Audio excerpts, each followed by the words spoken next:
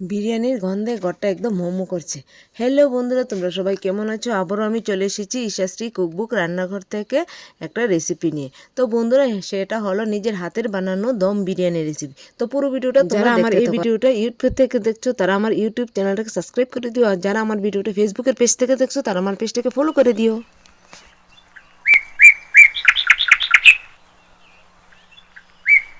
বন্ধুরা, দম বিরিয়ানি রান্না করার জন্য এখানে আমি 1.5 কিলো মুরগির মাংস নিয়েছি। আর মাংসটাকে আমি একটু ছোট ছোট করে কেটে নিয়েছি, কারণ অনেক লোকেই খাবে। এদিকে মাংসের জন্য একটা মশলা বানিয়ে নেব। এখানে দিয়েছি ধনে লঙ্কা, রসুন, পেঁয়াজ কুচি, আদা কুচি দিয়ে মশলাটাকে আমি ব্লেন্ড করে নিয়েছি। বিরিয়ানির জন্য আলুটাকে আমি ডুমো ডুমো করে কেটে নিয়েছি। এখন নুন হলুদ দিয়ে আলুটাকে ভেজে নেব। বন্ধুরা, আলুটা নুন হলুদ দিয়ে ভাজা হয়ে গেছে, এক্ষুনি নামিয়ে নেব। এদিকে শুকনো খোলায় আমি বিরিয়ানির জন্য একটা মশলা বানিয়ে নেব। তার জন্য নিয়েছি জিরে, ধনে, শুকনো লঙ্কা, তেজপাতা, নিয়েছি মৌরি, এলাচ, এইসব দিয়ে আমি মশলাটাকে ভেজে নিয়েছি। এখন শিলনোড়ে মশলাটা গুঁড়ো করে নেব।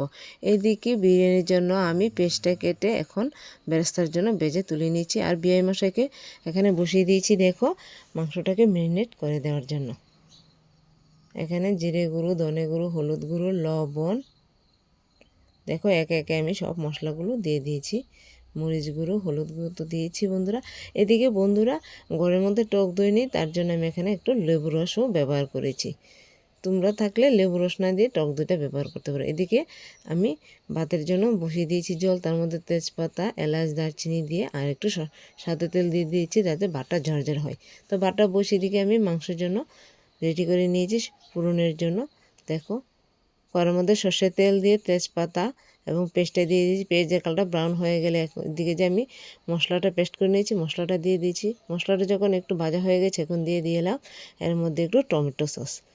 তাইতে বন্ধুরা মাংসের যে টেস্টটা একটু বেড়ে যাবে। দিয়ে ম্যারিনেট করা মাংসটা দিয়ে দিয়েছি, দেখো। আর এই সময় বন্ধুরা গ্যাসের ফ্লেমটা একদম মিডিয়াম রেখে রান্নাটা করতে হবে। তো মাংসটা কষানো হয়ে গেলে এখন দিয়ে দিয়েছি ডুমো ডুমো করে কেটে রাখা যে আলুটা ভেজে রেখেছিলাম আলুটা। তো মাংসটা আমার হয়ে গেছে, বিরিয়ানির রাইসটা হয়ে গেছে। তো এখন হাঁড়ির মধ্যে সাজাবো। তো বন্ধুরা, প্রথমে হাঁড়ির মধ্যে ঘি লাগিয়ে দিয়েছি, দিয়ে তার উপর আমি হালকা করে রাইসটা ছড়িয়ে দিয়েছি। তার উপর দিয়ে দিলাম মাংস। তো বন্ধুরা, তোমরা পুরো ভিডিওটা দেখো। আর আমি ফার্স্ট টাইম বিরিয়ানি বানাচ্ছি।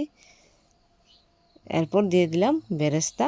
আর এদিকে বন্ধুরা, আমি হাতে বানিয়ে লিখেছিলাম গোলাপের পাপড়ি। তো গোলাপ জল দিইনি, তার জন্য পাপড়িটা আমি ব্যবহার করছি। আর এটা তো নিজের হাতে বানানো, মানে খুবই সেন্ট বেরোচ্ছে এটার থেকে। আর এদিকে ফুড কালার মিশিয়ে নিয়েছি একটু দুধের মধ্যে, যাতে কালারটা একটু সুন্দর আসে। এদিকে দিয়ে দিচ্ছি বন্ধুরা অল্প লেবুর রস, দিয়ে তার উপরে আবার একটু রাইস ছড়িয়ে দিচ্ছি। তো এইভাবে প্রত্যেকটা লেয়ার আমি দিয়ে যাব। দেখো কিভাবে দিচ্ছি, আবারও দিয়ে দিচ্ছি বেরেস্তা দেওয়ার পর গোলাপের পাপড়ি দিয়ে দিচ্ছি। এখানে দিয়ে দিয়েছি যে মশলাটা আমি বানিয়ে রেখেছিলাম শুকনো খোলায়, মশলাটা দেওয়া হয়ে গেছে। এখন দিয়ে দিচ্ছি ঘি, লেবুর রস। তো বন্ধুরা, এভাবেই আমি প্রত্যেকটা লেয়ার একে একে এভাবে দিয়ে যাব। তো আমার প্রত্যেকটা লেয়ারই দেওয়া হয়ে গেছে। এদিকে আমি একটু আটা মেখে রেখেছি। তো প্রথমে আমি বিরিয়ানির হাঁড়িটার মধ্যে ঢাকনা দিয়ে তার মধ্যে দিয়ে দিলাম আটাটা লাগিয়ে। এখন দমে রান্নাটা হোক। রান্নাটা হতে হতে আমি এদিকে কয়েকটা পাঁপড়ও ভেজে নিলাম। বিরিয়ানির সাথে পাঁপড় না হলে তো একদমই চলে না। তো আমার এইভাবে সবগুলি পাঁপড়ই ভাজা হয়ে গেছে। এখন হাঁড়িটা নামিয়ে নিয়েছি, দেখি ভিতরটা কীরকম হয়েছে। ওয়াও, কি বলবো, মানে খুবই একটা সেন্ট বেরিয়েছে, অসাধারণ। আমি ফার্স্ট টাইম বানিয়েছি বন্ধুরা। দেখো, দেখতেই কতটা টেস্ট হচ্ছে মনে হয়।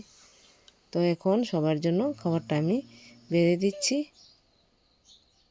এদিকে দেখো কি দিয়েছি, শসা দিয়ে দিলাম, দম বিরিয়ানি আর দুটো করে পাঁপড় দিয়ে। এদিকে আমার বিয়ে মশাই, আমার মেয়ে, হাজব্যান্ড আর আমার ভাই, তাদেরকে খেতে দিয়ে দিয়েছি। তো তোমরা সবাই একবার হলেও যারা রান্নাটা খেয়েছো তো খেয়েছো, যারা খাওনি তারা অবশ্যই রান্না করবে একদম সহজ উপায়ে রান্নাটা। আর আমার তো খুবই, মানে গন্ধ শুনেই মনে হচ্ছে রান্নাটা কতটা টেস্ট হবে। সবাই ভালো থেকো, সুস্থ থেকো। আমার ভিডিওটা বেশি বেশি করে শেয়ার করে দিও, লাইক কমেন্ট করো। আর সবাই ভালো থাকবে। আজকের মতো এখানে রাখলাম, টাটা।